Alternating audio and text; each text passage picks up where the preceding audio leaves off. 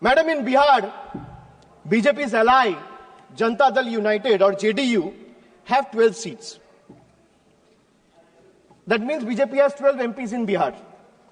And in Bengal, BJP has 12 MPs. BJP is in power in Bihar and BJP is not in power in Bengal. So Bihar gets bonanza, Bengal gets blockade. This is half federalism. Madam, not a single meaningful financial allocation has been made for the state of Bengal. This is a Bangla Birodhi budget. 1.7 lakh crore is still due to the state of West Bengal under various heads. This is a deliberate financial blockade, a calculated move to stifle Bengal's growth, prosperity and development. West Bengal's spending due on Manrega to the tune of 7,000 crore still remains unpaid, depriving 59 lakh poor workers. The state has launched Karmashri scheme for providing employment opportunities to job card holders, paying 51 lakh workers from its own funds.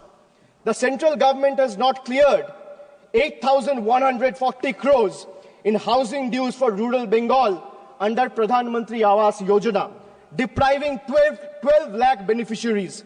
The state government launched the Banglar Bari project last year in the month of December, providing housing to 12 lakh beneficiaries entirely from the state's own funds.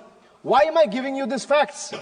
Because all of you, especially the members sitting in the treasury benches, must know, even though you have deprived West Bengal, the state continues to stand tall as a true testament, an example of Atma Nirbharata, where the mind is without fear, where the head is held high. Chitto jeta bhoy shunno, uchcho jeta shir. While the center withhold funds and play politics with the people of Bengal and their livelihoods, Bengal refuses to beg.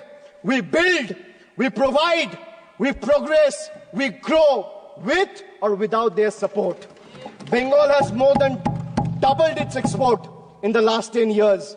57 lakh new MSMEs have been added, employing over 1 crore people.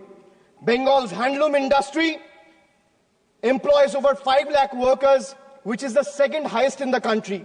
The state's broadband policy, formulated in 2020, resulted in investment of 7,500 crore in the telecom sector alone. Almost 3 lakh direct employment has been generated in IT companies. Bengal has over 88 lakh MSMEs, which is the second highest in the country. 1 out of 5 MSME are owned by women, which is highest in the country. 36% of workers in these enterprises are female, third highest in the country. Madam, now I'll come to health.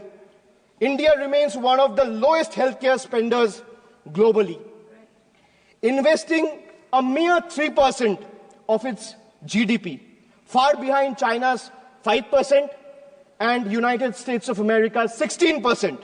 For a country of 140 crore people, this level of investment is not just inadequate, it's an outright betrayal of public health. The government has opened floodgates for 100% FDI in insurance, happily inviting foreign profits, but refuses to remove the crushing 18% GST on health insurance. So while the corporates enjoy free rein, the common man is taxed while they are fighting for their own lives.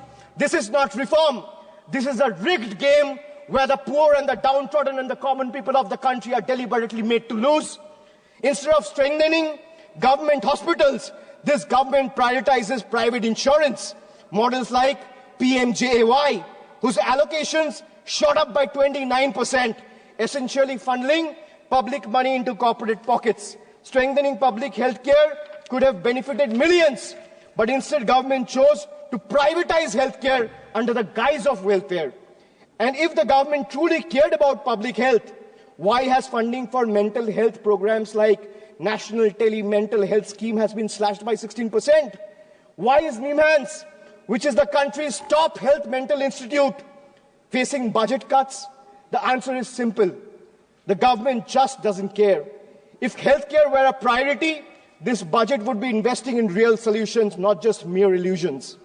Under BJP rule, all of them combined, they excel in crafting headlines.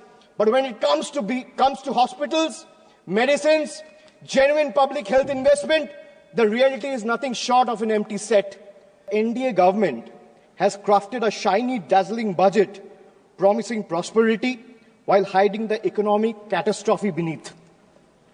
This budget might shimmer, but it's hollow as a treasure chest filled with air to distract the common man, but beneath this illusion lies a brutal reality. Hidden indirect taxes, soaring inflation, slashed public spendings, and last but not the least, corporate giveaways. Just as Ma Sita was misled, the common people are being pulled away from financial stability straight into a fiscal wrecking ball. This government proudly proclaims no income tax for incomes up to 12 lakh rupees. But behind the scenes, they silently ensure the lost revenue is recovered through rising fuel prices, inflated service charges, hidden taxes on daily essentials, and the middle class, much like Lakshman warning Ma Sita, is skeptical, but BJP's propaganda and PR machinery is desperately working overtime to ensure that the common man and the people of this country still chase the golden deer anyway. What is given by one hand is being swiftly taken by the other. Just while the common man is left struggling to afford groceries, fuel, travel, healthcare, and even a simple movie night, all while being taxed for merely just existing. Madam, the budget presented by the NDA government is a masterclass in half-truths, half accountability, half delivery of schemes, and half-hearted governance. From half-built houses under PMAY to half-achieved farmer income targets, the government continues to sell dreams while delivering only fragments of reality. Infrastructure projects remain half-finished, welfare schemes reach half the beneficiaries, and their failed economic policies cater to half the population, leaving the rest in uncertainty. Launched the Ladki Behan. Ma'am, the India government in Maharashtra launched the Ladki Behan DBT scheme for women in Maharashtra just before the assembly elections last year to use it as a political bait. Now with the elections over, they have conveniently started scrutinizing beneficiaries, thus removing 60 lakh women from the scheme. This is yet another jumla running deep in your veins, and people see through this betrayal and they are watching. Another betrayal, ma'am. Before the elections, the government promised a legal guarantee for MSP. After the election, the promise have disappeared without a trace. Madam Finance Minister is here and I'm glad she's present in the House. She in her speech mentioned that, and she began her speech with a flourish on agricultural growth. But when it came to MSP, the one demand that every farmer of this country has raised, there was only silence. No legal guarantee, no relief from the crippling debt. Instead of waiving farm loans, the government has increased the Kisan credit limit, which essentially means handing farmers more debt than relief.